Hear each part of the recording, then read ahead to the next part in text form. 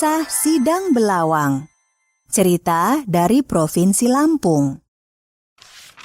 Tersebutlah seorang pemuda yang bernama Sidang Belawang yang suatu hari menemukan sebuah selendang berwarna biru di sebuah sungai. Kisah tentang Sidang Belawang ini merupakan cerita rakyat yang berasal dari Provinsi Lampung. Alkisah, ada seorang raja yang memiliki 5 orang istri. Dan hanya istri kelima yang memiliki anak dan diberi nama Sidang Belawang. Hal itu tentu saja membuat istri-istri lainnya menjadi dengki.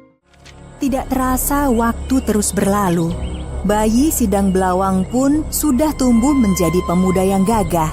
Setiap hari, dia pergi ke sungai memancing ikan untuk lauk pauk. Sayangnya usia ibu Sidang Belawang yang semakin lanjut membuatnya jatuh sakit dan akhirnya wafat. Sidang Belawang pun sedih tidak terkira ditinggal ibunya. Sepeninggal ibunya, Sidang Belawang seperti kehilangan semangat hidup. Setiap hari dia masih pergi ke sungai, tetapi untuk sekedar duduk melamun dan bukan menangkap ikan. Ketika sedang melamun, Sidang Belawang tiba-tiba melihat sebuah benda aneh yang hanyut. Sehelai rambut yang panjang sekali. Belum hilang rasa terkejut Sidang Belawang. Wah, selendang yang indah sekali. Milik siapa ini? Terbawa rasa penasaran, Sidang Belawang pun berjalan menyusuri arah hulu sungai.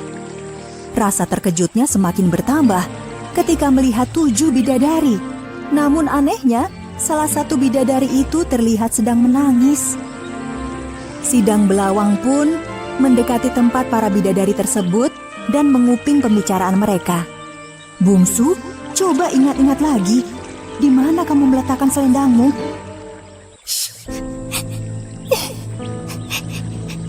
Aku benar-benar tidak tahu, Kakak Sulung.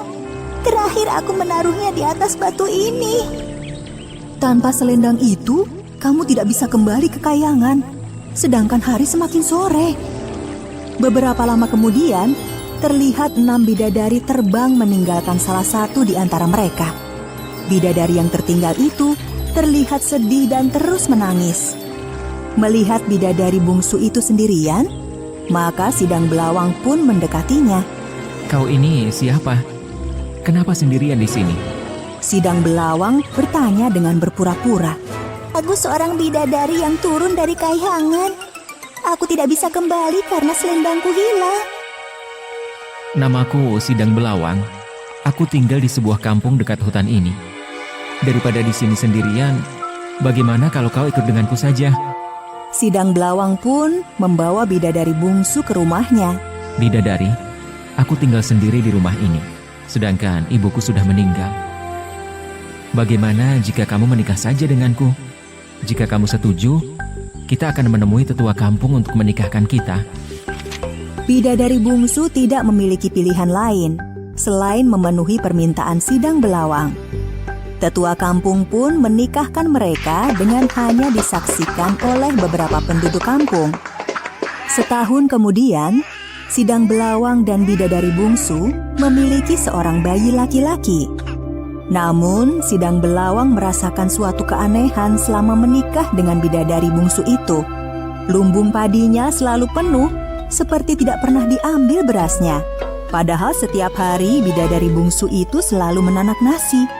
Hingga suatu hari, Kakanda, aku akan pergi ke kebun mencari tanaman untuk bumbu. Tolong jagalah api ini agar nasinya tidak hangus. Dan ingat, jangan membuka tutup periuk nasinya. Meskipun mengiyakan permintaan istrinya, namun Sidang Belawang tetap tidak bisa mengingkari rasa penasarannya. Dia pun membuka tutup periuk nasi itu. Alangkah terkejutnya dia melihat ada sebutir beras di dalam periuk. Jadi, istriku selama ini hanya memasak sebutir beras. Pantas saja lumbung padi itu seperti tidak berkurang. Setelah kembali, bidadari bungsu itu melihat periuk nasinya masih berisi sebutir beras. Betapa kesal si bidadari bungsu. Suaminya telah melanggar perintahnya. Sejak saat itu, bidadari bungsu harus menumbuk beras yang akan dia masak. Kemampuannya menanak sebakul nasi hanya dengan sebutir beras hilang karena Sidang Belawang melanggar pesannya.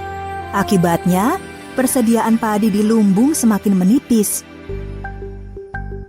Sampai akhirnya, bidadari bungsu menemukan selendangnya yang selama ini hilang. Bidadari bungsu yang merasa ditipu oleh Sidang Belawang pun marah bukan kepalang. Kakanda, selama ini engkau telah menyembunyikan selendangku. Aku akan membawa anak kita kembali ke kayangan. Sidang Belawang yang merasa sedih ditinggal istri dan anaknya, mencari cara menyusul mereka ke kayangan. Sidang Belawang kemudian membawa seekor burung merpati. Jika leluhurku adalah orang-orang sakti, maka ubahlah burung merpati ini menjadi elang raksasa. Dengan menaiki elang raksasa tersebut, Sidang Belawang naik ke kayangan.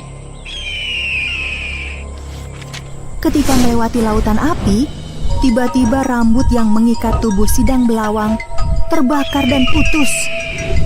Sidang Belawang pun jatuh ke dalam lautan api. Elang raksasa itu pun segera menemui tetua kampung untuk meminta bantuan.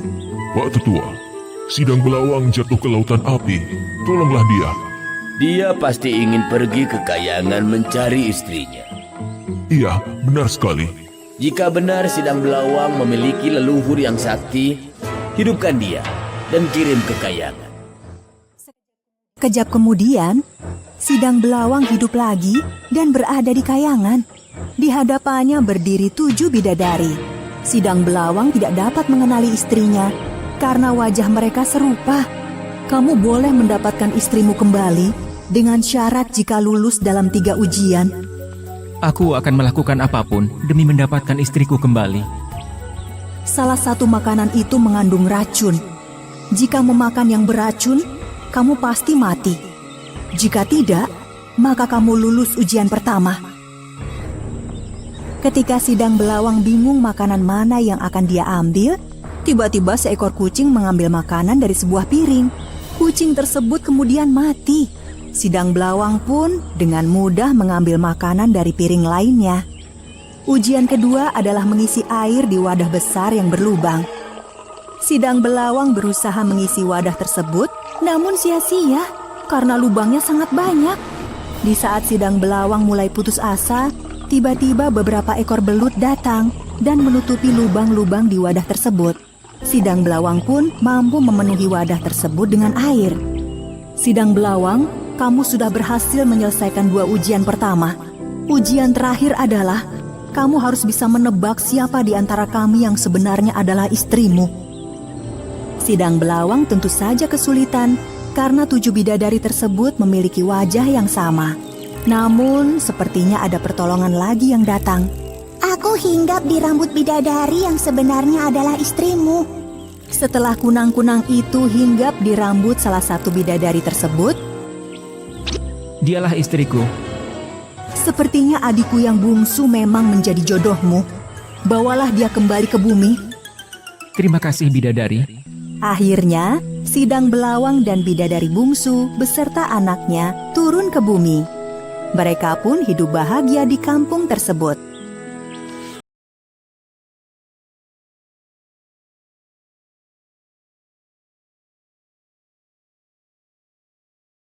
Sekian dari pertunjukan teater 10 Tegaja 1. Terima kasih. Terima kasih.